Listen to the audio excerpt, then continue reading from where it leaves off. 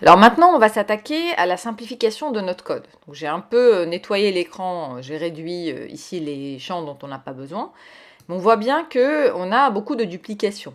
Quand on clique sur le bouton 1, quand on clique sur le bouton 2, on reproduit la même chose. On a deux composants notifier. On se doute qu'on peut simplifier un tout petit peu.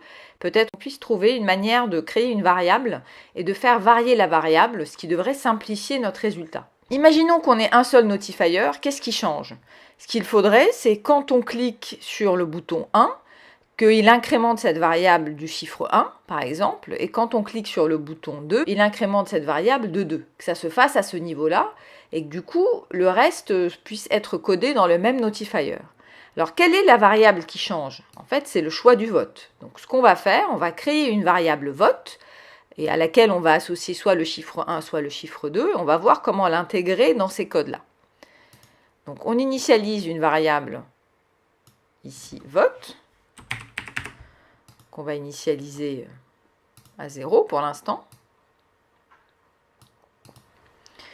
Et ce qu'on va dire, c'est quand je clique sur le bouton 1, je vais mettre cette variable à 1. Donc, je vais faire set global vote to 1. Et quand je clique sur le bouton 2, je vais mettre global vote à 2.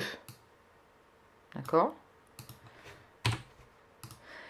Si j'ai cette variable-là, ça veut dire que ici, au lieu de taper à voter 1, on peut très bien associer simplement la variable. Et selon que c'est 1 ou 2, ça va se faire automatiquement. Donc en fait, ça montre qu'on n'a plus du tout besoin d'avoir deux notifiers, 1 pour le vote 1 et 2 pour le vote 2, puisqu'on a une utilisation d'une variable. Donc on va simplifier tout ça, on va éliminer le composant notifier 2, on peut l'éliminer à partir d'ici. Voilà, ça supprime son code, et on va voir comment tout mettre au sein d'un seul code. Par contre, on a besoin de garder l'alerte au niveau du vote 2, donc... Voilà.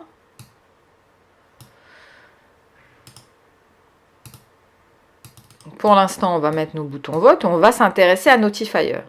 On est en train de lui dire, en fait, une fois que tu as la réponse, au lieu de rajouter à voter 1, tu vas rajouter à voter et la valeur de la variable. Donc, on va créer, bien ici, on va enlever le résultat. Voilà, et on va rajouter la valeur de notre variable vote.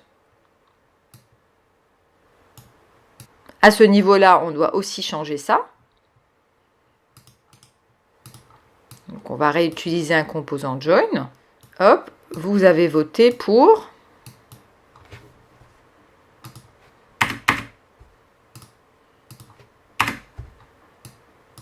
Voilà.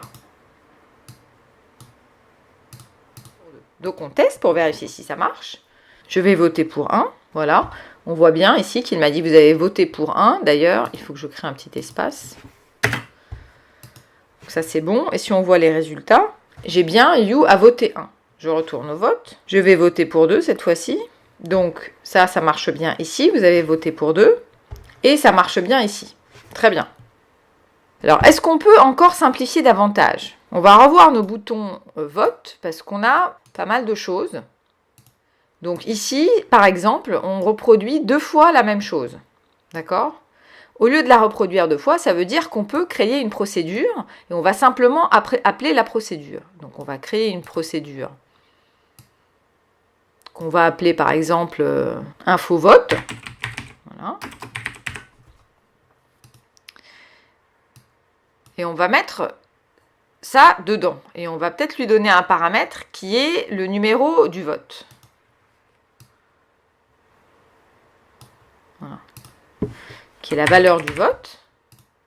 Et donc, au lieu d'avoir ça à chaque fois dans vote 1 et vote 2, on va mettre ça à ce niveau-là. Et on va dire set global vote to, au lieu que ce soit 1, ça va être la valeur de cette variable-là. Et donc, ce qu'on va faire, c'est, voilà, quand on clique sur le bouton 1, on appelle la procédure. Et on lui dit bah, tout simplement ici, tu associes le vote numéro 1. Quand c'est bouton 1, la valeur devient 1. Et quand c'est bouton 2, on enlève tout ça.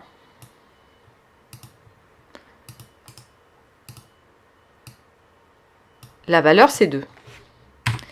Et donc, ça veut dire que là encore, on a simplifié. Voilà, normalement. Donc, on va revérifier pour voir si ça marche bien. Donc, je vote pour 1.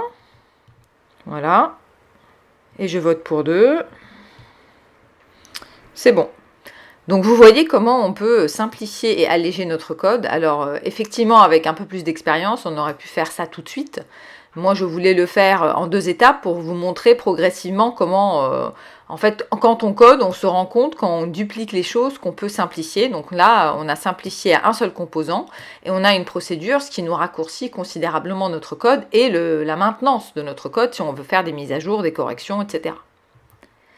Alors maintenant, on va passer à la version 2 de l'application parce qu'on va voir comment on peut encore rajouter des choses, notamment rendre l'application plus dynamique, parce que pour l'instant, cette application est limitée aux 2 images qui sont dedans.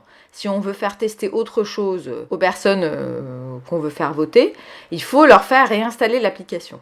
Donc si on ne veut pas leur faire réinstaller l'application, il faut qu'on trouve une manière plus dynamique où l'organisateur peut de lui-même changer les images ou le contenu du texte sans que l'application soit mise à jour.